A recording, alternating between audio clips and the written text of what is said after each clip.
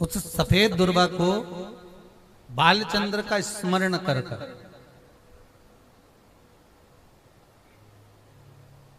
भगवान शंकर को छुआकर उस दुर्वा का औषधि के रूप में सुबह सुबह 7 दिन 8 दिन या 15 दिन तक उसका सेवन, प्रतिदिन 2 या 4 दुर्वा प्रतिदिन खाना प्रारंभ कर दीजिए। बस सुबह के समय पर खाली पेट आप खाना जब प्रारंभ करेंगे और जब दुर्वा को आप पाएंगे तो 15 दिन के बाद आप फिर वापस जांच करवाएंगे तो जो पत्थरी है वो धीरे धीरे गलकर कटकर पत्थरी समाप्ति की ओर आपको मिलेगी। पर एक बात हमेशा याद रखो, जैसे एक बहन ने प्रश्न एक जो पूछा गलत नहीं है, ठीक है। उसमें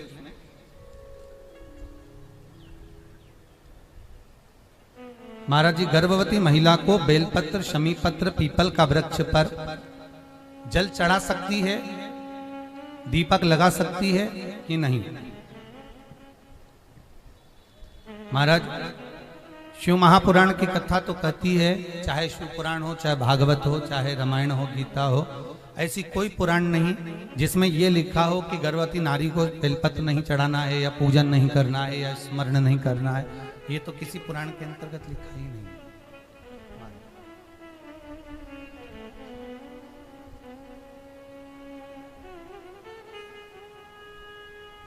गर्भवती अगर नारी भी है तो वो भगवान शिव का अनुमोदन कर सकती है। वो बेलपत्री, शमीपत्र, पीपल के वृक्ष आदि कादिक में आवाज दब रही है। राधे राधे। शमीपत्र हो, चाहे बेलपत्र हो, चाहे पीपल का वृक्ष हो, चाहे भगवान शंकर का अनुमोदन हो,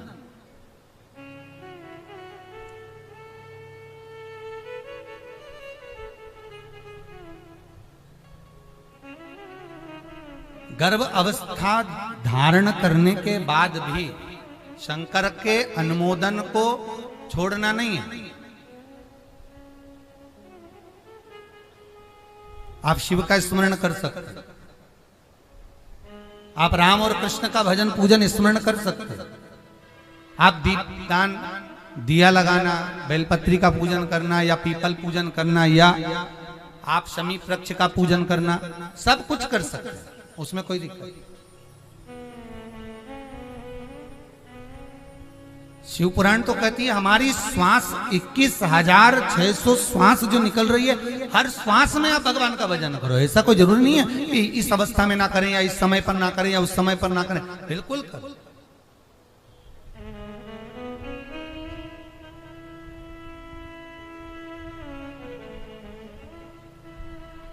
भगवत स्मरण में कमी ना है, उसका ध्यान रखो महाराज।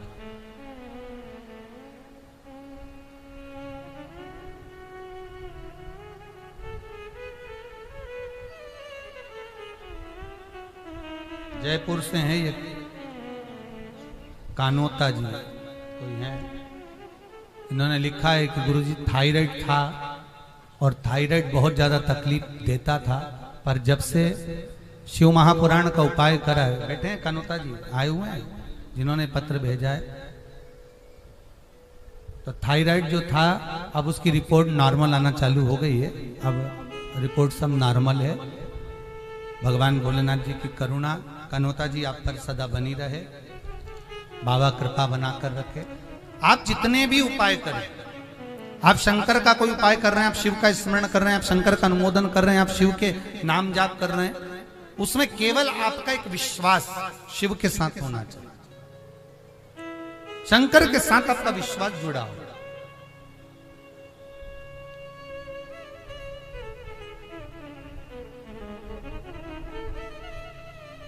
और जब तक विश्वास भगवान पर नहीं होगा तब तक उस फल की कोई कामना मत करिए, क्योंकि फल मिलेगा। विश्वास है, मानो तो गंगा माहू, ना मानो तो बहता पानी। आपका विश्वास है तो भगवान है, और विश्वास नहीं तो भगवान।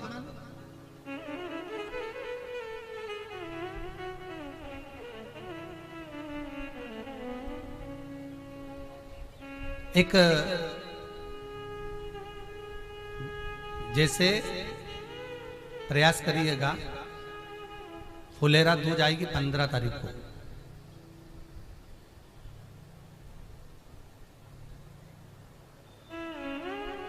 पूरे वर्ष में एक दिन ऐसा होता है जिस दिन जो कुछ भी करना हो बेधड़क कर सकते हो, उसका पुण्य फल हजारों लाखों गुना प्राप्त हो जाता है। वो है फुलेरा दूज का दिन। मान लो कोई व्यापार आप कर रहे हो और कोई व्यापार ऐसा है या फिर शरीर में ऐसा कोई रोग हो गया कि धीरे धीरे शरीर गलता ही जा रहा है। कहीं शुगर पकड़ रही, कहीं बीपी पकड़ रहा, कहीं किडनी, कहीं लीवर गड़बड़ कर रहा है, कहीं नेत्रों से परेशान, कहीं श्रवण शक्ति से परेशान, कहीं घुटने से, कहीं कमर से, कहीं हाथ पैर से। तो इस तरह के तकलीफ अगर चालू है आपको, शिव महापुराण की कथा कर रही है। सबसे पहले व्यापार के लिए कि आपका अगर व्यापार नहीं चल रहा है, बहुत कष्टप्रद है, बहुत ज्यादा तकलीफ में, और व्यापार ठीक चल ही नहीं रहा, सारे उपाय कर कर देख लिए, सब तरह से हताश हो गए, तो एक फुलेरा दूज का कर लेना। अमर बेल के 7 टुकड़े, कितने टुकड़े? 7 अमर बेल के टुकड़े, 7 कमल गट्टे,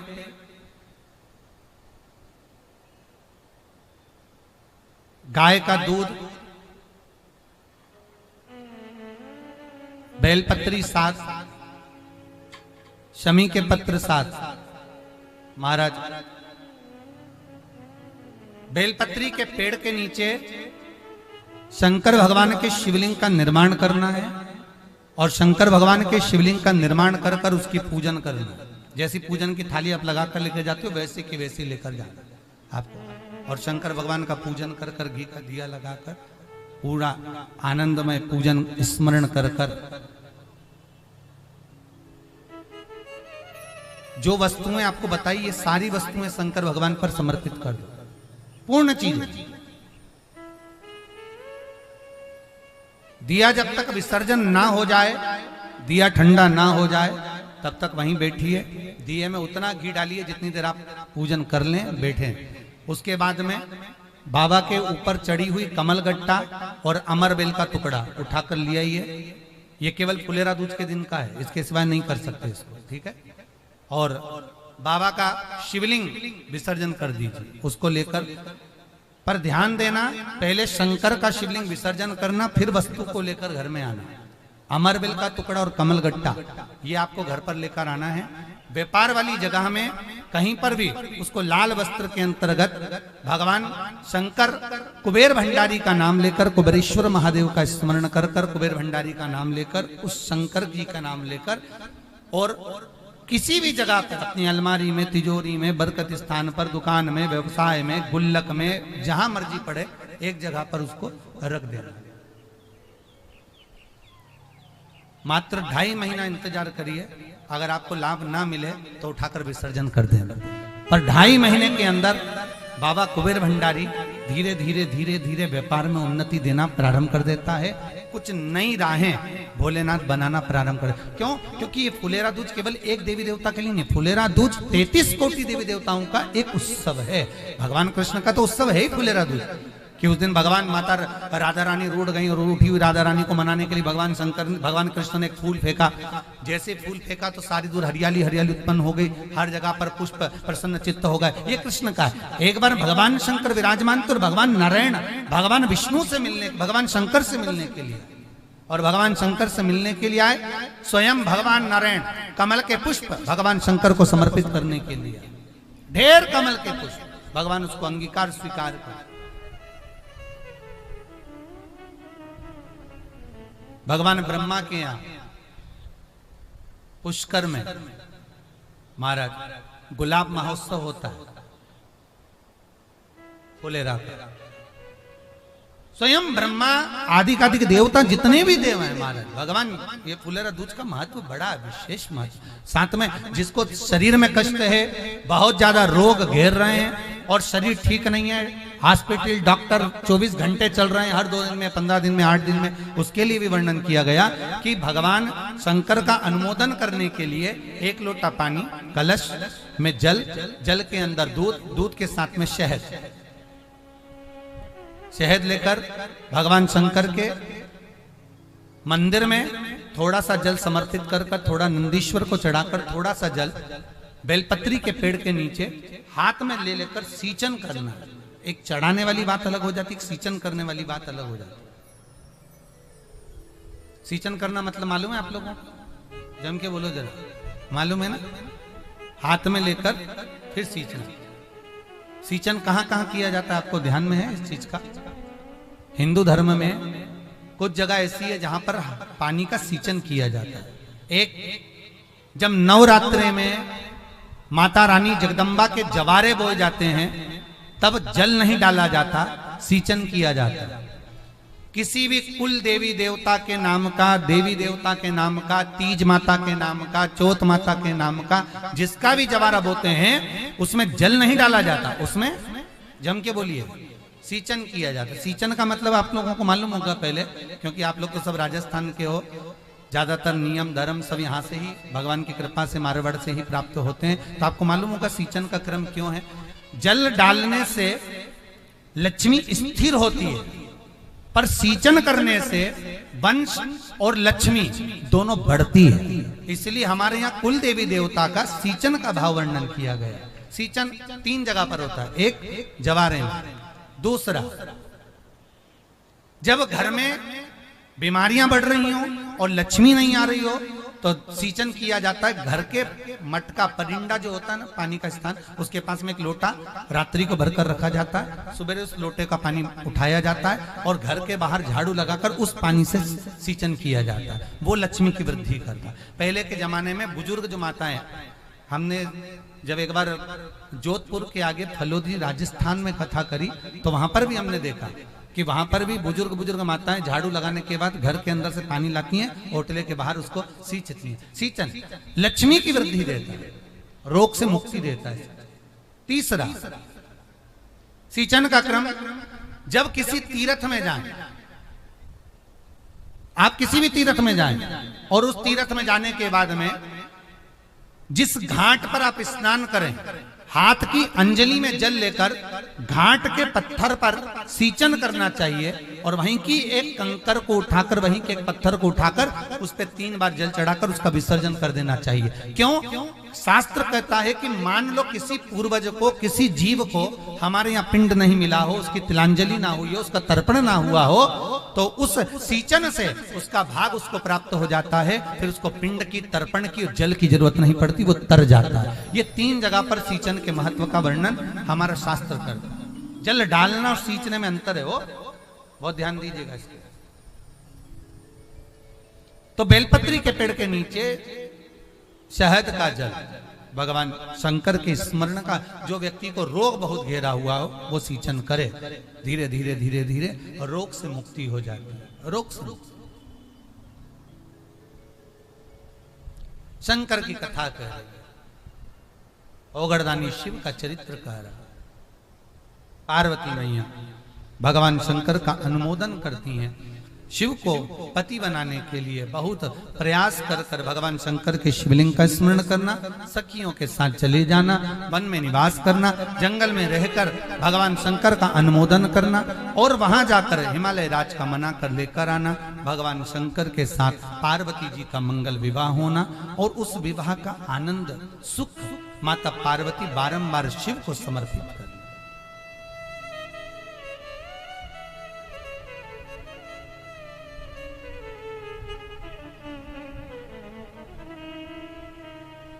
समय आया, मां पार्वती अपने तन पर आज उपटन लगाई।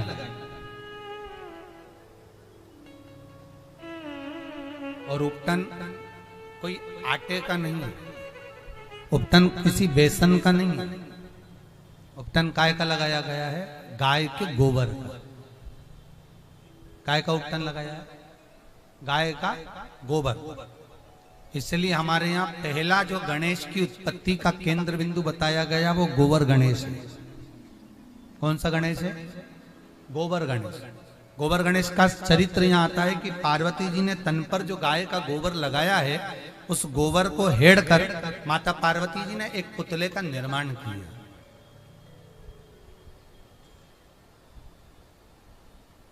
हमारे यहाँ आज भी शादी ब्याहों में, मंगल कार्यक्रम में अलग से गणेश जी की मूर्ति नहीं लाते। माताएं बड़ी चतुर होती, गाय के गोबर से, मिट्टी से गणेश जी बनाकर उसका पूजन करवा देते।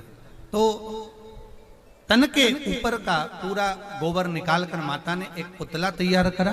उस पुतले में सखी के कहने पर प्राण दिया, और वही प्राण जब दिए गए तो भगवान शंकर स्वतः वहां पर विराजमान हुए और देखा इतना सुंदर बालक है। पार्वती जी ने पूछा, भगवान शिव से कहा कि ये जो बालक मैंने निर्मित करा है, आप इसको जानते हो? भगवान शंकर बोले नहीं, इसका स्मरण हम नहीं जाने, पर मेरा मन है प्रभु, जिस पुतले को मैंने बनाया है उसको मैं प्राण देना चाहता हूं। भगवान शंकर बोले, पार्वती ये तुम्हारा मन है, ये तुम्हारा स्मरण है, तुम प्राण दो ना दो ये आपके ऊपर है। शंकर भगवान वहां से चले, पार्वती मैया ने उसी पुतले में अपने प्राण डाल दिए। जैसे प्राण डाले बालक जीवित हो गया। बालक जीवित हुआ। माता ने कहा मैं स्नान कर कर आती हूं, तो द्वार पर बैठ। बालक द्वार पर बैठा। इतने में श्री भगवान शंकर का आगमन, वापिस पुनः गए हुए शिव वापिस आ गए। शंकर पुनः वापिस आए और शिव जी जैसे पुनः वापिस आए, बालक से कहा हटो बालक। बालक हटने को तैयार नहीं। क्रोध आ गया शंकर भगवान को, और बाबा भूत भावन भगवान शंकर ने उसी समय पर त्रिशूल उठाकर बालक का सिर काट दिया, जो माता की गोद में जाकर गिरा। मां क्रोध में लाल हो गई। भगवान शंकर से कहा मेरे बालक का शीश जोड़िए। शंकर भगवान ने उसी समय गणों को भेजा। जो माता अपने बच्चे से पीट कर कर सो रही हो, उस बालक का सिर काट कर लिया। एक हथनी हाथी के बच्चे से पीट कर कर सो रही थी, उस बच्चे का सिर काट कर लाया गया। वो शीश उस बालक के शरीर पर लगाया गया, धड़ और जैसी लगाया बालक पुनः जीवित हुआ। देवताओं ने गंधर्व आनंद करने लगे, चारों तरफ नगाड़े बजने लगे, जहां तहां सुंदर मंगल आनंद होने लगे। बोल श्री गणेश जी महाराज की। मारा छोरा, मारी छोरी, मारा बेटा, मारी बेटी, सब आग लगा के इतनी दूर खड़े हो जाएंगे, कोई नहीं आए। तब चिता की अग्नि के उस लपटों में केवल एक ही आए, वो देव अधिदेव। जम के बोलो महादेव आए। शमशान में कहीं का दूसरा देव जाए भी नहीं।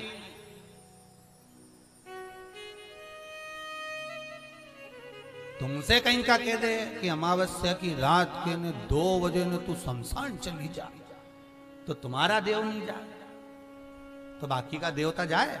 शमशान में किसी की बस की नहीं कि कोई चले जाए। वहां तो एक ही देव, देवों का देव महादेव आराम से पूरे शमशान में घूमता रहे, चिता की अग्नि जलती रहे, राख तन पे लपेटता रहे और मुर्दे से बात करता रहे। जो मर गया चिता में जल रहा है, शंकर उससे पूछते हैं तूने राम नाम कितना लिया है? वो उससे पूछ रहे हैं तूने कितना भजन किया, कितना कीर्तन।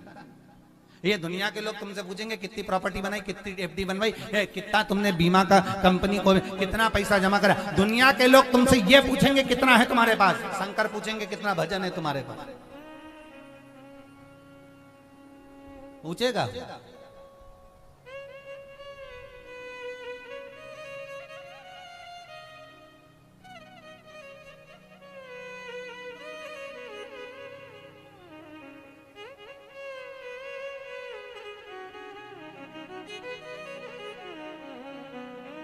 भगवान शिव ओघड़ दानी त्रिकालदर्शी कैलाशी अविनाशी मेरा शिव।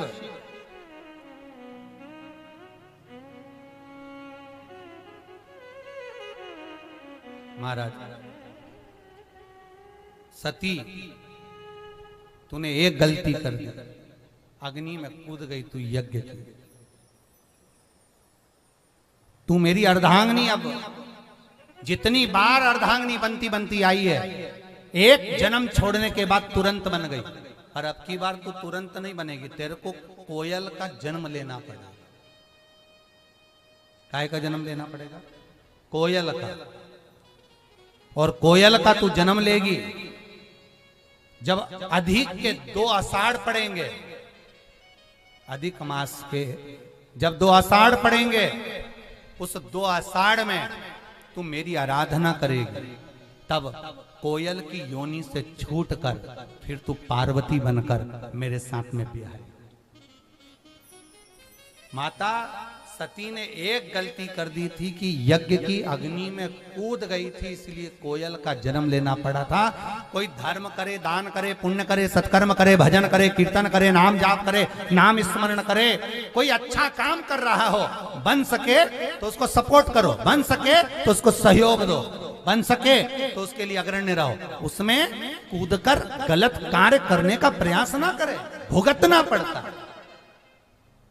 भले वो भगवान, हम पहले भी कथा में कहे, आज फिर कहते हैं, किसी से मत डरो, मत डरो आप किसी से। आपको माता पिता से नहीं डरना, मत डरो। आप अपने गुरु से नहीं डरते, मत डरो। आप आपके घर के बुजुर्गों से नहीं डरते, मत डरो। आप मंदिर से नहीं डरते, मत डरो। आप वेद और पुराण से नहीं डरते, मत डरो। आप धर्म और शास्त्रों से नहीं डरते, मत डरो। आप किसी से मत डरो। पर शास्त्र कहता है, शिव महापुराण की कथा कहती है, अपने कर्म से जरूर डरना, क्योंकि कर्म का भोग तो भगवान को भी भोगना पड़ता है। सती मैया को भी कर्म का भोग भोगना पड़ा। राम जी महाराज ने छुपकर उस बाली को मारा था, तो कृष्ण अवतार में उस बाली ने छुपकर भगवान कृष्ण को मारा था। माता सीता ने पिंजरे में एक चिड़िया को कैद कर रखा था, तो माता जानकी को भी उस रावण की कैद में पड़ना पड़ा था। कर्म का भोग तो भोगना पड़ेगा। आप किसी से मत डरो, पर कर्म से जरूर डरना, क्योंकि कर्म का भोग तो परमात्मा को भी भोगना पड़ता है। तो सांसारिक मनुष्य क्या लगता है, भोग। आप छल करोगे, भोगना आपको। आप कपट करोगे, भोगना आपको। आप लोभ करोगे, भोगना आपको है। चाणक्य नीति में एक बात लिखी हुई है, कोई आपका पैसा खाकर भाग गया, सोच लेना तुम्हारा पुराना तुम उसका खा गए थे तो हो सकता भाग गया, पर वो तुमको छल कर कर, लोभ कर कर, कपट कर कर वो सुखी तो नहीं रह सकता। तुम्हारे जीते जी वो धूल चाटता हुआ तुमको नजर जरूर आएगा। ये चाणक्य नीति कहते हैं, एक बार धूल चाटता हुआ वो नजर आएगा, जिसने कपट करा, जिसने छल करा, जिसने प्रपंच करा। आप चिंता ना करो। गुरु की करनी गुरु भरेगा। आगे क्या है, चेला की करनी चेला और उड़ जाएगा हंस अकेला। जैसा करोगे वैसा भरोगे। मिलना तो पड़ेगा, देखा वहीं जाएगा।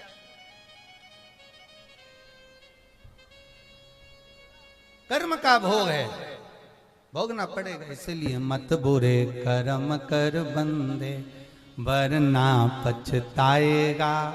भगवान की आंखों से तू बच नहीं पाएगा, तू बच नहीं।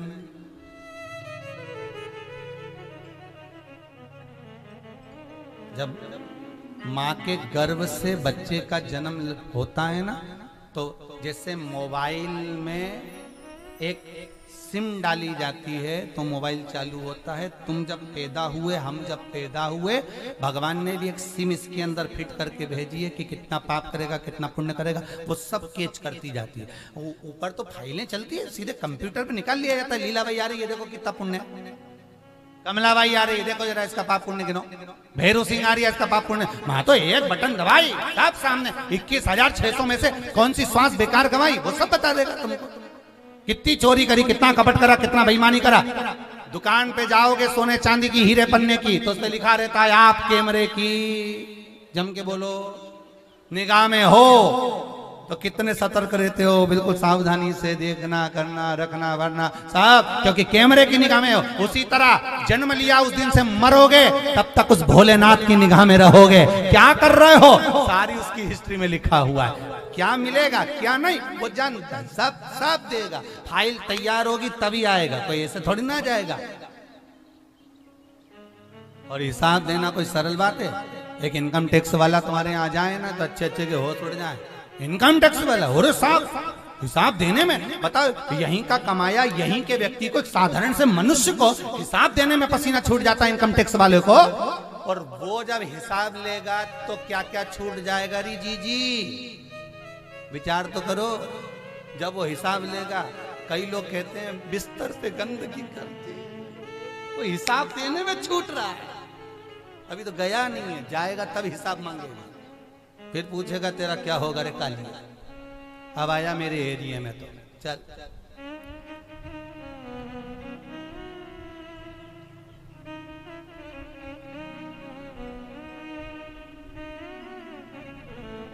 पूछेगा।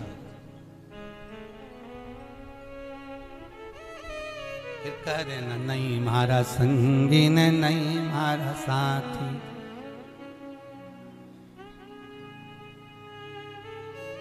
मेरा कोई नहीं, मैं तो केवल आपके भरोसे पर हूं शंकर। हे शिव, हे त्रिकालदर्शी, हे कैलाशी, है विनाशी, केवल आपके बल पर, कोई दूसरा मैं जानती नहीं।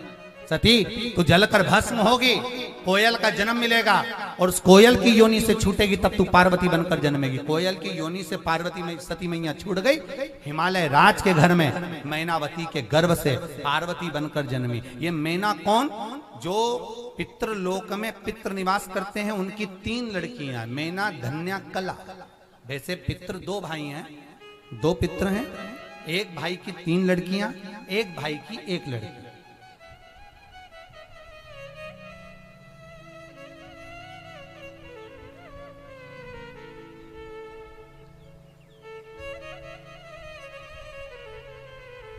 मैना, धन्या, कला पितरों की 3 बेटियां थी।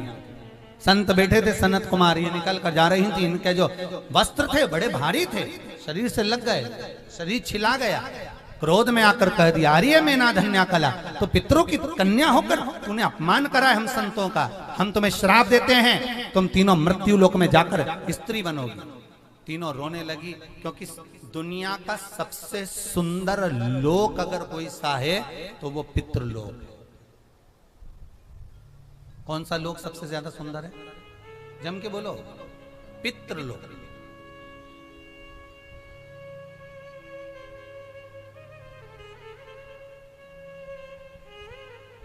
अग्नि पुराण कहती है पितृलोक से सुंदर कोई लोक नहीं होता। क्यों? किस लिए? और कई लोग कहते हैं महाराज जी हमारे यहाँ तो पितरों का पितृदोष है, ये है वो है, हम तो ये मानते हैं। तो पितृलोक इतना सुंदर कैसे हो गया? शंकर की कथा कहती है, शिव महापुराण कहती है, लिंग पुराण कहती है, अग्नि पुराण कहती है, नर्मदा पुराण वर्णन करती है कि सबसे सुंदर अगर कोई लोक है तो वह पितृलोक है। पितृलोक क्यों? तो शिव महापुराण कथा कहती है कि पितृलोक सुंदर इसलिए है क्योंकि जब भगवान की कथा मृत्यु लोक में होती है, भगवान शंकर की कथा का स्मरण जब पृथ्वी पर होता है और पृथ्वी पर जितने लोग शंकर की कथा को श्रवण करने के लिए जाते हैं, भगवान की कथा को सुनने के लिए जाते हैं, जितनी देर तक 3 घंटा, 4 घंटा, 2 घंटा, 5 घंटा, 1 घंटा, आधा घंटा, जितने लोग भगवान की कथा को श्रवण करने के लिए बैठते हैं, जितनी देर एक मनुष्य, एक भगत कथा सुनने के लिए बैठता है, उतनी देर तक पितृलोक में 33 कोटि देवता उनके घर के पितरों के कंधे पर हाथ रखकर कथा श्रवण करते हैं। इसलिए पितृलोक सर्वाधिक सुंदर है, सर्वाधिक श्रेष्ठ है। अब आप लोग कहां बैठकर कथा सुन रहे हो? जम के बोलिए जरा, कहां बैठकर सुन रहे हो? गिरिराज धरण मंदिर के पावन प्रांगण में, ठीक है। और आपके पूर्वज, आपके पितर कथा कहां सुन रहे हैं? पितृलोक में। आप किसके पास बैठकर कथा सुन रहे हो? अपनी अड़ोसान, पड़ोसान, धड़ोसान, रिश्तेदार, नातेदार, कुटुंब वाले, कबीले वाले, इनके साथ बैठकर, मोहल्ले वालों के साथ बैठकर। और पितृ किसके साथ बैठकर कथा सुन रहे हैं? जम के बोलिए, 33 कोटि देवताओं के साथ बैठ।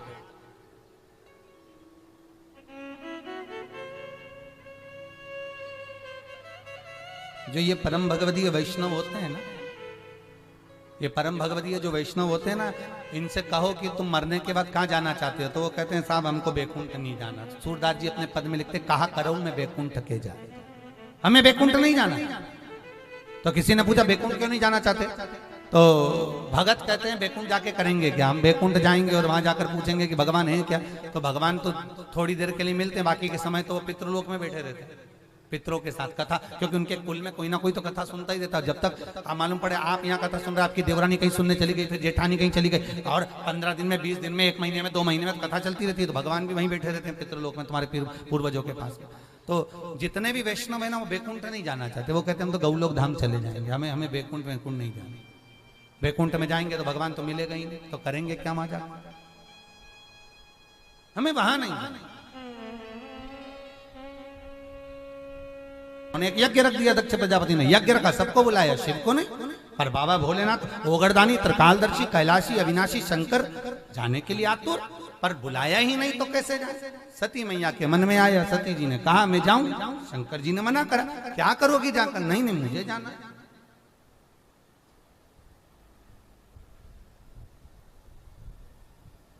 जाओ, मना नहीं है, पर कहीं कथा, सत्संग, भजन, कीर्तन, स्मरण, नाम जाप कुछ होए तो जाओ।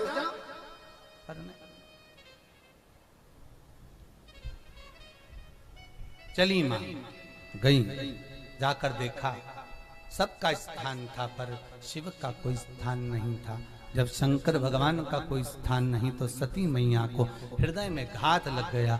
माता क्रोध में आ गई और क्रोध में आकर माता सती उस अग्नि में, यज्ञ की अग्नि में माता सती कूद गई।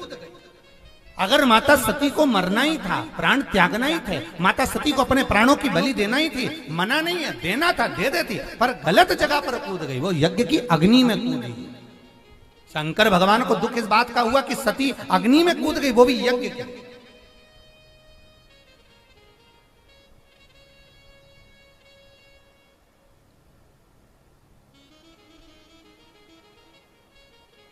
कितना सुंदर लिखा है महाराज गर्ग संहिता के अंदर, किसी व्यक्ति का व्रत हो, उपवास हो, किसी व्यक्ति का कोई तप साधना हो, कोई व्यक्ति की कोई आराधना हो, उस आराधना के अंतर्गत उस व्यक्ति से कभी झगड़ा मत करो, उसको क्लेश मत करो, उसको परेशान मत करो,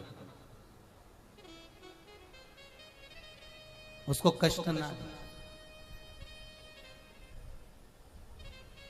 शिव महापुराण की कथा तो यहां तक कहती है, अगर कोई बैठकर कथा सुन रहा है ना, तो आपको अगर निकल कर जाना भी है ना, तो आपके चरण से किसी को ठोकर नहीं लगना चाहिए।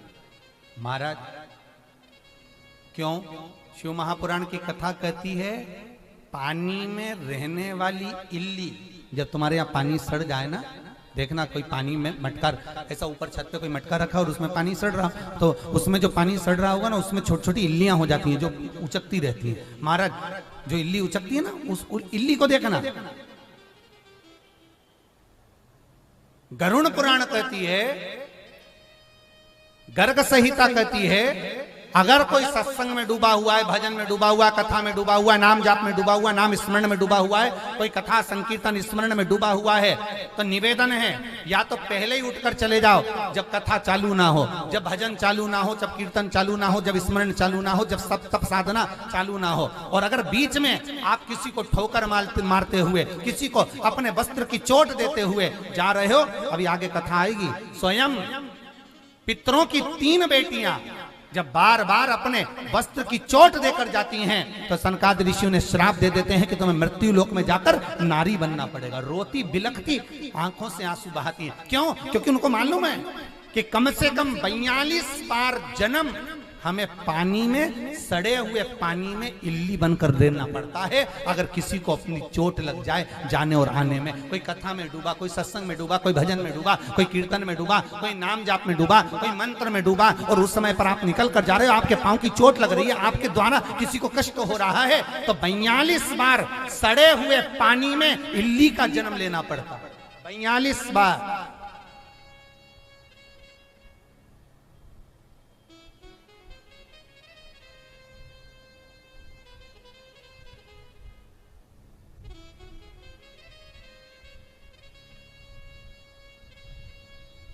देवऋषि नारद, शिव महापुराण चालू हुई, तुम रुका जी कथा कहना प्रारंभ करें, और देवऋषि नारद जी आ गए। शंकर भगवान ने पूछा, क्यों देवऋषि नारद, कथा सुनने नहीं बैठोगे? देवऋषि नारद बोले, मुझे श्राप लगा है कि मैं एक जगह पर नहीं बैठ सकता। अगर मैं बैठ गया, थोड़ी देर बाद उठूंगा, उठकर जाऊंगा, किसी को कष्ट होगा, मुझे कीड़े का जन्म लेना पड़ेगा, मैं कथा में नहीं बैठूंगा। देवऋषि नारद बोले, मुझे मालूम है कि मुझे श्राप लगा, मुझे मालूम है कि मुझे हो कोई कोई व्यक्ति को ऐसी तकलीफें रहती हैं, नहीं उसमें नहीं बैठ सकता 3 घंटा, नहीं बैठ सकता 2 घंटा, जाना पड़ेगा आना पड़ेगा, पाँव दुखेगा, पाँव फेरना पड़ेगा, जाना पड़ेगा, चलना फिरेगा, कुर्सी पे बैठना पड़ेगा, फिर नीचे आना पड़ेगा, फिर ऊपर पे, तो होता है। तो उसको ये लगता है कि मेरे को कष्ट है, तो वो अलग जाकर, देवऋषि नारद बोल रहे हैं मुझे कथा में नहीं बैठना, मैं अलग जाकर एकांत में रहकर तुम रुका जी के मुखाग्र विंद से कथा का रसतत्व ग्रहण कर लूंगा, पर किसी को कष्ट नहीं दूंगा। कष्ट दूंगा तो 42 बार मुझे कीड़े का जन्म लेना पड़ेगा, मैं कष्ट प्रदान नहीं कर।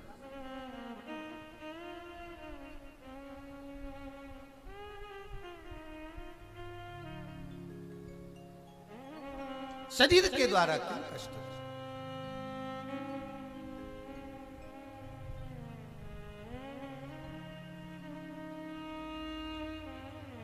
शंकर भगवान के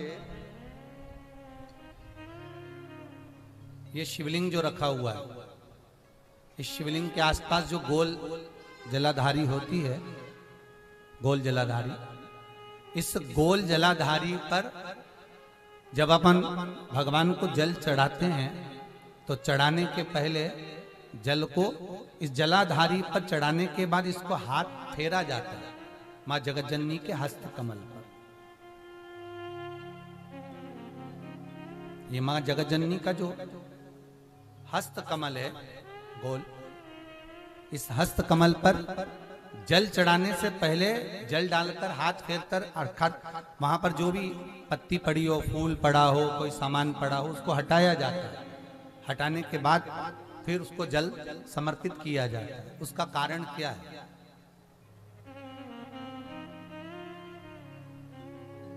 क्यों शिव पुराण कहती है कि 5 जगह पर जल चढ़ाना चाहिए? पहला गणेश जी का स्थान कल बताया था, पहले गणेश जी का स्थान, फिर कार्तिकेय का स्थान, फिर माता पार्वती का हस्त कमल, फिर शिवलिंग, उसके बाद ऊपर जो जलाधारी है कलश उसके अंदर, और विशेष अगर कोई कामना होती है तो फिर नंदी। क्यों क्यों शास्त्र कहता है, क्यों वहां हाथ फेरा जाता है, क्यों जलाधारी को साफ कर कर फिर भगवान शंकर के ऊपर जल चढ़ाया जाता है?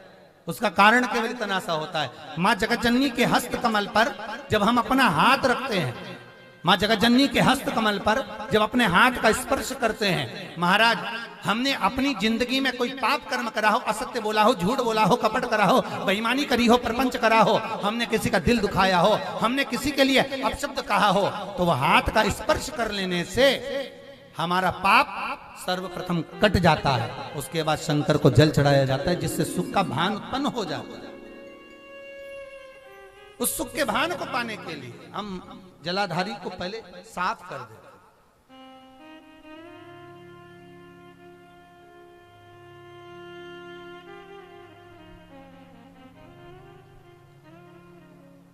भगवान शिव के जलाधारी को स्पर्श कर देते। महाराज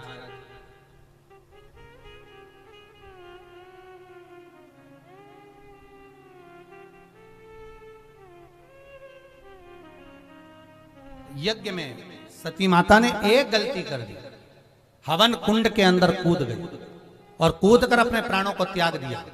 शंकर भगवान जब पहुंचे तो भगवान शंकर सती के भस्म को देखकर रो रहे हैं और सती के शरीर को भगवान ने अपने कंधे पर उठाया। आधे जले हुए शरीर को कंधे पर उठाकर भगवान शंकर जब तांडव कर रहे थे तो भगवान शंकर तांडव करते करते माता सती जो मर चुकी है, जिनके प्राण छूट चुके हैं, जो अगले जन्म की ओर अग्रण्य हो रही हैं, उन सती के शरीर को धारण कर कर भगवान शिव कहते हैं, अरियो सती तूने एक गलती कर दी कि तूने यज्ञ की अग्नि में कूद गई। कोई भजन कर रहा है, दान कर रहा है, पुण्य कर रहा है, संकीर्तन कर रहा है, हवन कर रहा है, वो तू उसको खंडित कर दिया। ये श्रेष्ठ नहीं है।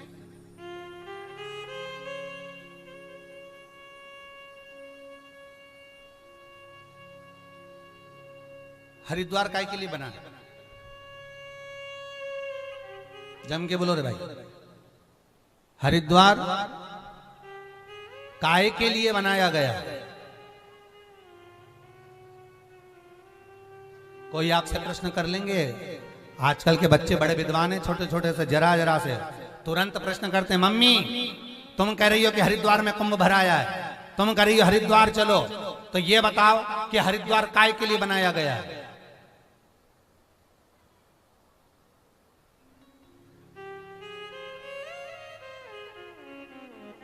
बोलो जल्दी से, बोलो रे दोसा वालों, तुम लोग बताओ जल्दी। हरिद्वार काय के लिए बनाया गया? शिव महापुराण की कथा कहती है,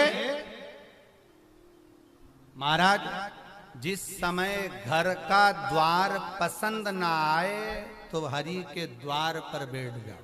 इसलिए बनाया गया हरिद्वार कि घर का द्वार छोड़कर कहीं दूसरी जगह नहीं जाना, वहीं जाना उस हरि के द्वार।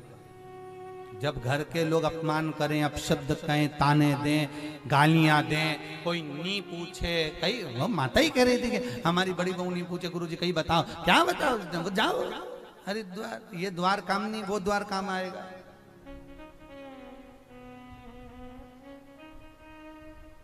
इस द्वार में सुख का अनुभव नहीं हो सकता। आप कितना भी जोड़ दो, बच्चों को कमा कमा कर दे देना, खूब जोरदार जोरदार कपड़े बनाकर बहुओं को दे देना, अपनी रकम तोड़वाकर स्वयं बहू की रकम बनवा देना, फिर भी उसके बाद भी एक दिन बहू और बेटा कह देंगे तुमने हमारे लिए करा क्या। एक दिन संबोधन ये सुनना पड़ेगा। 24 घंटा तुम परिवार वालों को देना और 1 मिनट मेरे शंकर को देना, मात्र 1 मिनट 2 मिनट। उसके दरवाजे पर पहुंच गए, 1 लोटा पानी चढ़ा दिया, उतना बहुत है। 24 घंटे परिवार वालों को दे रहे हो, उसमें से 23 घंटा परिवार को दो और 1 घंटा भोलेनाथ जी को दो। अंत में पाओगे कि 23 घंटा जो तुमने परिवार वालों को दिया वो कोई काम नहीं आया, और 1 घंटा जो शंकर को दिया वो नंदी लेकर आया। वो आया अपनी गाड़ी लेकर, वो लेकर गया तुम्हारे को उठाकर। वो 1 घंटा जिसको दिया था वो सामने खड़ा था तुम्हारे। बड़े शिव और सती, ये दोनों बड़े। इसलिए कुंभज बाबा ने उठकर इनको नमन करा, प्रणाम करा, इनको दंडवत करी, इनको साष्टांग किया, इनको नमनता करी कि आप कथा श्रवण करने के लिए पधारे। मैं आपको प्रणाम करता हूं, मैं आपको नमन करता हूं कि आपकी चित्त वृत्ति में, आपके हृदय चित्त में, आपके मन में स्वयं भगवान शिव, आपके हृदय में स्वयं भागवत, स्वयं शिव कथा, स्वयं राम कथा आपके भीतर विराजमान हो रही। इससे बढ़कर सुख और क्या हो।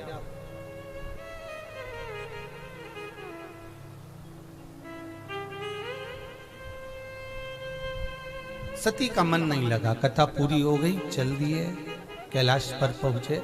उससे पहले राम जी की परीक्षा माता सती ने ले ली है। राम जी की परीक्षा माता सती ने ली, और जब परीक्षा ली, शंकर जी के मन में ये बात बैठ गई कि अब सती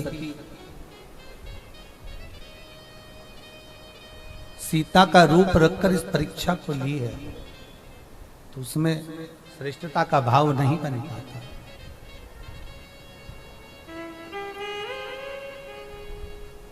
भगवान भोलेनाथ तप में लीन, साधना में लीन होकर बैठ गए, कथा के रस तत्व का आनंद लेकर। जिस कथा को भगवान शंकर सुनकर आए थे, उस कथा के मनन चिंतन में शिव रम गए, उसी में बैठे हुए, उसी में रमे।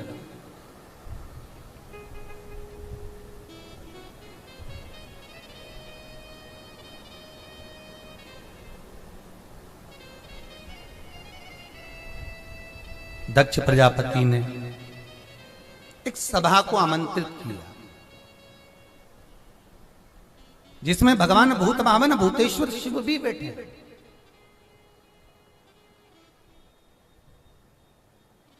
जिसमें भगवान शंकर स्वतः विराजमान है। जब दक्ष प्रजापति का आगमन हुआ, सबने उठकर प्रणाम करा, पर शिव नहीं उठे। कभी कभी हो जाता है व्यक्ति विशेष आया और आप नहीं देख पाए, हो सकता है, हो जाता कभी शादी ब्याह में ऐसा कि इतने सारों में नहीं देखा होगा। पर दुनिया के लोगों की आदत ही यही है कि अगर बुराई ढूंढना है तो पहले ये देखते हैं कि मुझे प्रणाम किसने नहीं किया।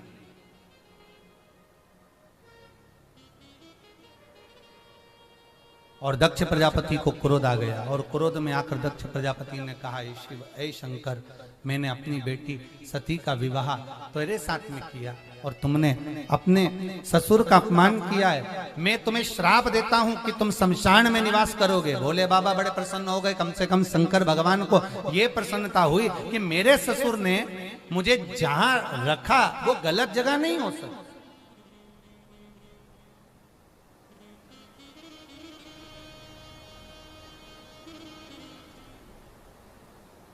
यदि बुरी चीज में भी हम अच्छाई ढूंढ रहे हैं तो इसमें हमारी दृष्टि का आनंद है, हमारी दृष्टि का आनंद।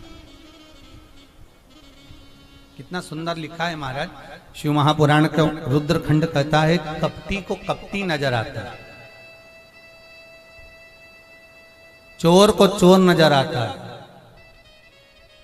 बेईमान को बेईमान नजर आता है, ईमानदार को ईमानदार नजर आता है, धर्मात्मा को धर्मात्मा नजर आता है, पुण्यात्मा को पुण्यात्मा नजर आता है, छली को छली नजर आता है, लोभी को लोभी नजर आता है, प्रपंची को प्रपंची नजर आता है। जिस कलर का चश्मा आपकी आंखों पर चढ़ा रहेगा सामने वाला व्यक्ति आपको वैसा ही नजर आएगा, क्योंकि आपके भीतर वो समाया है। आपके भीतर कपट इतना भरा है कि हर व्यक्ति कपटी नजर आएगा, आपके भीतर लोभ इतना भरा है कि आपको सामने वाला व्यक्ति लोभी नजर आएगा, आपके भीतर इतनी बेईमानी भरी है कि आपको सामने वाला व्यक्ति बेईमान नजर आएगा, आपके भीतर इतना प्रपंच भरा है कि सामने वाला व्यक्ति प्रपंची नजर आएगा। अगर आपके भीतर इतना धर्म भरा है तो सामने वाला व्यक्ति धार्मिक नजर आएगा, आपके भीतर सत्य भरा है सामने वाला व्यक्ति सत्य नजर आएगा। आपने जिस कलर का चश्मा लगाया है सामने वाला व्यक्ति उसी कलर में नजर आएगा। बस दृष्टि आपकी है कि आपको सामने वाला कैसा दिख रहा है, और जैसा वो दिख रहा है मतलब कि समझ जाना कि अपन एक उंगली अगर किसी पर उठा रहे हैं तो ये 3 उंगलियां हमारी अपने अंदर जा रही है कि तुम अंदर से कैसे हो, तब किसी पर उंगली उठा। आपकी दृष्टि क्या बोलती है ये आपके अनुकूल मालूम पड़ता है।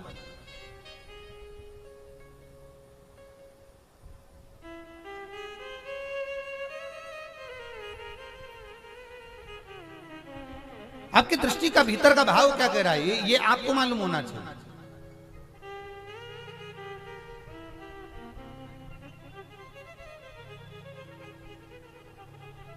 कोई कोई लोग ऐसे भी हैं संसार में महाराज, संसार में तो जाने तो अपने दोसा में ही ऐसे होंगे जिनको किसी से कोई मतलब नहीं होता, अपनी अलमस्ती से दुकान जाए, करे काम, खाए पिया, मौज करा, अपनी अलमस्त जिंदगी को जिए, राम भजे कृष्ण भजे और शिव का स्मरण करे, पड़ा रहे। कोई कोई ऐसे होंगे एक लोटा पानी उठाया, शंकर जी को चढ़ाया, स्नान करा, भजन पूजन करा, अपने घर चले, उसे कोई मतलब नहीं कि दीवार में कलर कौन से कलर का हुआ, कौन ने सफाई करी नहीं करी, कौन ने झाड़ू लगाई पोछा लगाया क्या करा, उसे कोई मतलब नहीं। उसे तो अपनी अलमस्ती भगवान की भजन की मस्ती है, उसे कोई मतलब नहीं।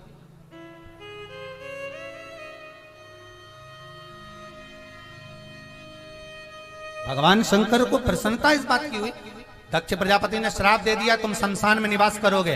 शंकर भगवान उठकर नाचने लगे। भगवान विष्णु ने पूछा तुम नाच क्यों रहे हो, क्या हो गया ऐसा, तुम्हें तो श्राप मिला है कि तुम्हें शमशान में रहना है और तुम नाच रहे हो भोलेनाथ। शंकर भगवान कहते हैं मेरे ससुर जैसा दुनिया में कोई ससुर नहीं होगा, जिसने प्लाट भी दिलाया तो ऐसी जगह दिलाया जहां कोई कब्जा ही नहीं करेगा। अब देखो बुरी चीज में भी अच्छाई भगवान भोलेनाथ देख रहे हैं। और आज के जमाने में एक माँ बाप अपनी जायदाद का हिस्सा बांटते हैं। एक छोटा सा प्लाट अगर कहीं ऐसी जगह का गली कूचे का दे दे तो बच्चे लड़ने बैठ जाते हैं, हमारे को ऐसा प्लाट दे दिया, हमें ऐसा मकान दे दिया, अच्छा मकान तो उसको दे दिया, अच्छी चीज तो उसको दे दी हमको। अरे शंकर भगवान जैसी दृष्टि रखो रे, शमशान में भी दे दे तो भी अलमस्त होकर रहना, देखा जाएगा। आएंगे। पार्वती जी ने कई बार शंकर भगवान से कहा तुमने ऐसी जगह मकान बनाया, तुम ऐसी जगह रहते हो, हैं कोई मिलने ही नहीं आता, लक्ष्मी जी नहीं आए, कभी सरस्वती नहीं आए, मेरी एक भी बेस्ट फ्रेंड कभी मिलने ही नहीं आए, शमशान में क्यों आए। शंकर भगवान बोले तो चिंता मत कर, किसी को आने की जरूरत नहीं है, जब आएंगे तो फिर वापिस कभी नहीं जाएंगे। तू काय को टेंशन लेती है, तू तो अलमस्त होकर रहे आराम से, तुझे चिंता करने की जरूरत नहीं, तू तो आराम से यहाँ रहे। और अगर कोई आया ही नहीं तो शंकर भगवान बोले ऐसा तो हो नहीं सकता, नहीं आएंगे तो बांध के लाएंगे। सही है कि गलत है? अच्छा सबको मालूम होता है कि सामने वाला व्यक्ति मर चुका है, बोलो मालूम है कि नहीं मालूम? जो मर गया वो मर गया। इसके बाद भी लोग जब अर्थी पे उसको सुला के जब बांधते हैं ना तो ऐसी दमदारी से बांधते हैं जैसे भाग नहीं जाए। अच्छा अर्थी बांधने वाले भी कुछ खास होते हैं, उनको बुलाया जाता फोन लगा के, काका काकी खत्म हो गई, तुम आ जाना हो तो आ जाते, एक इधर बैठे एक इधर बैठे, खींच उधर से खींचे तो इधर से खींच, इधर से खींचे, एक रस्सी मोली और खींच खींच के बांध रहा है, इतनी दमदारी से बांधा, हिला के देखते हैं, हाँ ठीक है अब बढ़िया है, अच्छा ये एक बात समझ में नहीं आती, जब सबको मालूम है कि मर गया तो फिर इसको इतनी खींच के मारने की जरूरत क्या है? पर टेंशन ये है ना कि भगवान को तो उनका कुर्सी भरना है, अगर भग गया तो, और भगवान कहते हैं अब ये भग गया तो इनमें से किसी को ले जाओ। टेंशन है इनका, तो ये खींच के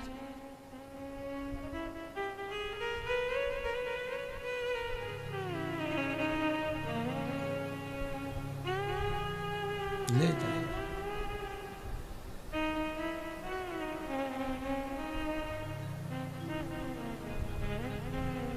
कितना प्रेम, कितना प्रेम, और आखिरी में चले गया जाने वाला। कौन याद करे?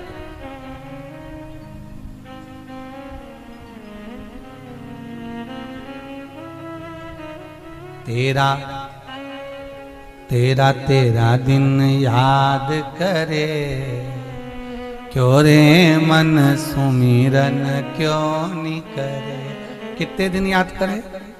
जम के बोलो तेरा। उसके बाद तो खूब जोरदार नुकती सेव चरे, क्यों रे मन सुमिरन क्यों नहीं। इसके बाद कहीं नहीं, बस फोटो, प्लास्टिक की माला, मुस्कुराता हुआ फोटो, और कंडे में घी और शक्कर, और बाकी का जितना घर में आए सब, गुलाब जामुन ने, पूड़ी ने, नुक्ती का रायता, सेव और इमरती सब खाए, और ये बेचारा